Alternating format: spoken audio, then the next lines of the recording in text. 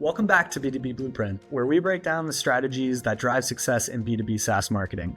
Today, we're breaking down a fundamental marketing question.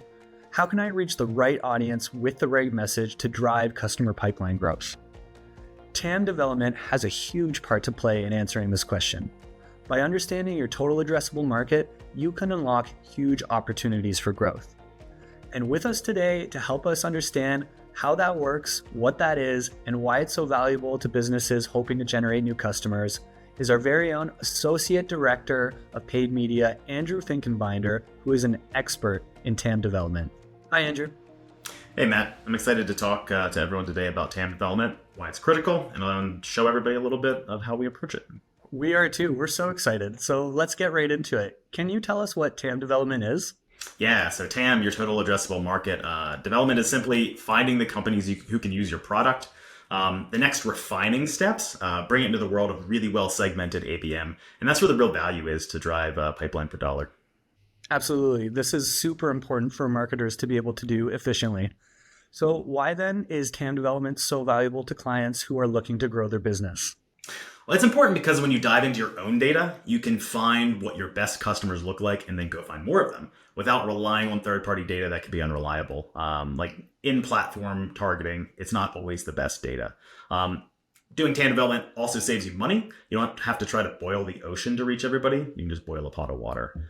That's also why we strongly recommend that poor data quality, why we strongly recommend manually verifying every TAM by checking entry by entry that each company in there is who you actually want to target, just to make sure that we're spending ad dollars into the companies who we know are good fits.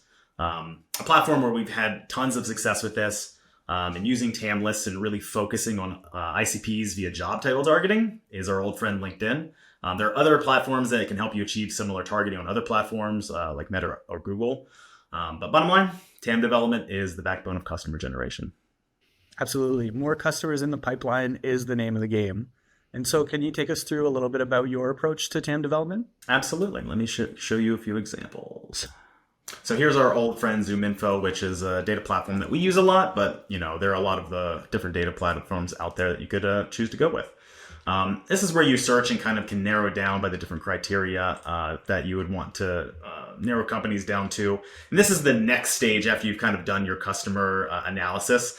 Whenever you're doing your customer analysis, you'll upload your own customers and you'll enhance them with all of the data that you can, basically everything you can get out of ZoomInfo.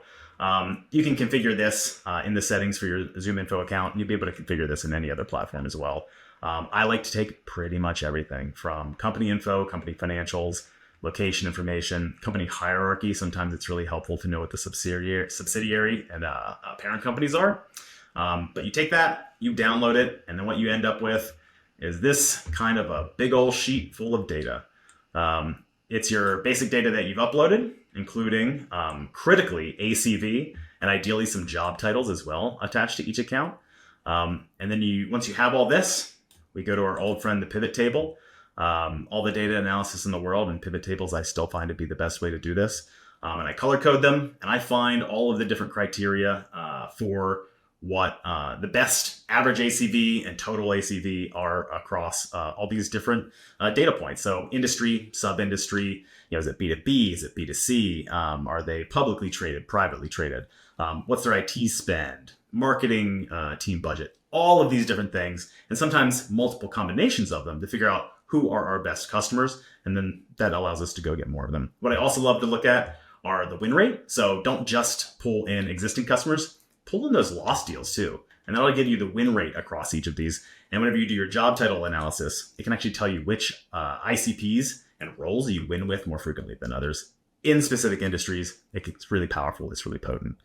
If you have a large enough sample size right out of the gate, you can do double layer pivot tables, and that would give you a little bit more granularity in that first step without having to mess around too much down the line.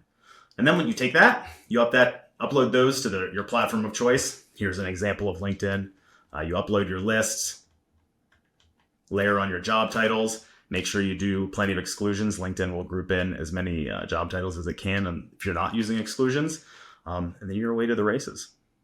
Yeah, that sounds awesome. Thanks for walking us through that. So How do you measure performance of a TAM and optimize it over time?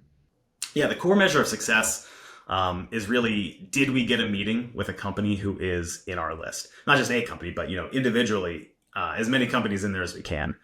That requires no additional platforms, no additional attribution tools, and it ties directly to pipeline, which at the end of the day, that's what we're trying to get to, is we're trying to get to revenue.